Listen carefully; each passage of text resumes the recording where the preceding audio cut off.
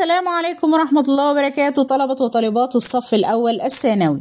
هناخد النهاردة درس جديد من دروس مادة الفلسفة بعنوان نشأة الفلسفة. ظهر الفكر الفلسفي وتطور عبر العصور. هناخد دلوقتي من خلال 3 عصور اختلاف الفلسفة. لو احنا بدأنا بالشرق القديم هنلاقي كان للشرق القديم السبق في إقامة حضارة إنسانية مزدهرة ناضجة، وتجمع الحضارات دي بين نوعين من التفكير، تفكير عملي وتفكير ديني. التفكير العملي بيستند عندي للمشاهدات التجريبية والممارسات العملية. ساعد حكماء الشرق في التوصل على استحداث صناعات وابتداع فنون وعلوم عملية زي الرياضيات والميكانيكا والفلك والكيمياء وغيرها. مثال على كده يا شباب اللي هو توصل المصريين القدماء عن طريق علم الهندسة لبناء الأهرامات والمعابد. أما التفكير الديني استند هنا للنظر العقلي والنزعة الإيمانية، وساعد حكماء الشرق في التوصل لوجهات نظر في الكون وخالقه وأصل الموجودات ومصيرها والخير والشر في الأفعال الإنسانية.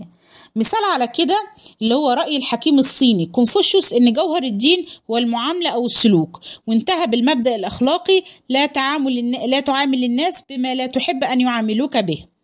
طيب ده بالنسبة عندنا للشرق القديم. كان من أمثلة لأبرز حكماء الشرق القديم في الوقت ده إخناتون في مصر، عندي كونفوشيوس في الصين، وعندي بوذا في الهند، وزرادشت في فارس، وفي برهامة في الهند. يعني معنى كده يا شباب إن الأخلاقيات والفضائل ربطوها بالدين في العصر ده اللي هي كانت بداية الفلسفة. طيب بالنسبة عند اليونان القدماء هنلاقي إن الفكر الفلسفي ظهر في القرن ما بين القرن السادس والرابع قبل الميلاد. ظهرت الفلسفة على يد الحكماء الأوائل اللي هو الفلاسفة الطبيعيين، وكان على مقدمتهم طاليس. ظلت الفلسفة تنمو وتكتمل تدريجيا حتى بلغت قمة نضجها على يد سقراط وأفلاطون وأرسطو. الفلسفة اليونانية هنا تناولت نفس المجالات اللي نظر فيها حكماء الشرق، ولكن مع اختلاف طرق البحث ووجهات النظر وبواعث اللي هي بنسميها مسببات التفكير.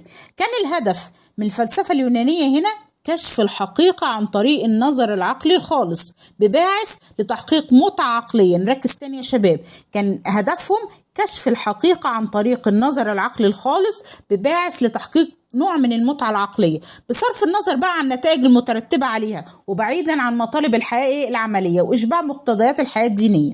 كان تفكير الفلاسفة اليونان بيخضع لمنطق العقل، فسعوا لوضع قوانين ونظريات بتفسر الظواهر وبتعلل الموجودات. مثال على كده إن اليونانيين هنا بحثوا حول النجوم وحاولوا إن هم يتوصلوا لوضع قوانين بتفسر ظهور هذه النجوم واختفائها وبتعلل حركتها وسيرها. عشان كده يا شباب بيعتقد المؤرخون إن الفلسفة بمعناها التقليدي نشأت عند اليونان القدماء.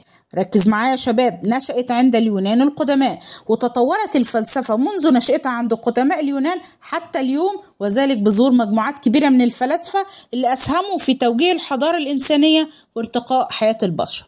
يبقى نقدر نلخص الكلام ده نقول إن في العصر ده بدأت الفلسفة تتطور وتبحث في أصل الشيء ونشأة الكون وأصل الإنسان. يعني من الآخر هنلاقي كلمة غرز المعرفة، غاية الكون والإنسان، الفكر الحقيقي، أصل الشيء، هنلاقيها موجودة في الأسئلة. الفلسفة اليوم بتبحث عندي في المشكلات والقضايا الحياتية، وساعدت في توجيه الحضارات وارتقاء البشر من خلال الفلسفة التطبيقية اللي هناخدها إن شاء الله الترم الثاني. اهتمت كيف نحيا ولم تعد تحليقا في مجردات. مثال على كده يا شباب اللي هي الفلسفة البيئية والمهنة والبيوتيقة وسلبيات التكنولوجيا، اللي إن شاء الله أغلب الموضوعات دي هناخدها بإذن الله الترم الثاني. يعني نقدر نقول إن هنا بدأت في قضايا الإنسان ومشكلاته، وفي تدخل البيئة وتحل مشكلاتها، وفي المهنة وعملت أخلاقيات وقواعد تمشي عليها. يعني من الآخر كده علمتنا كيف نحيا والقضايا الحياتية. يعني من الآخر كده هنلاقي في السؤال كيف نحيا، القضايا الحياتية، الزواج، معايير الجمال، فن الاتيكيت، كل دي يا شباب بنسميها معلومات أو بنسميها موضوعات الحياة أو الفلسفة اليوم. إذن الفلسفة اليوم لم تعد تقنع وتكتفي بالمعرفة النظرية، بل تحاول أيضا تنظيم الحياة الإنسانية ومواجهة القضايا والمشكلات الحياتية. فهي لا تعلمنا كيف نفكر فقط، بل تعلمنا أيضا كيف نحيا. هنلخص دلوقتي كل اللي احنا قلناه.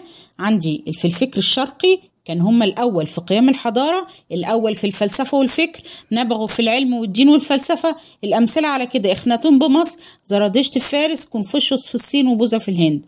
لم تظهر الفلسفة بمعناها الحقيقي لأن الفكر كان لخدمة أغراض دينية وعملية.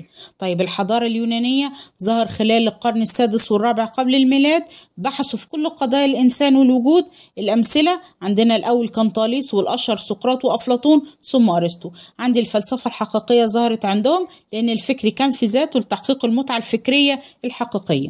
الفلسفة اليوم هي الفلسفة في العصر الراهن الحالي واليومي، فلسفة تطبيقية وليست مجرد أفكار نظرية، بتهتم بالقضايا المعاشة، بتعلمنا كيف نحيا ونعيش. الأمثلة أخلاق البيئة والعلوم البيولوجية والطبية وأخلاق المهنة والتكنولوجيا. لو عجبكم الفيديو دوسوا لايك واشتراك في القناة ليصلكم كل جديد.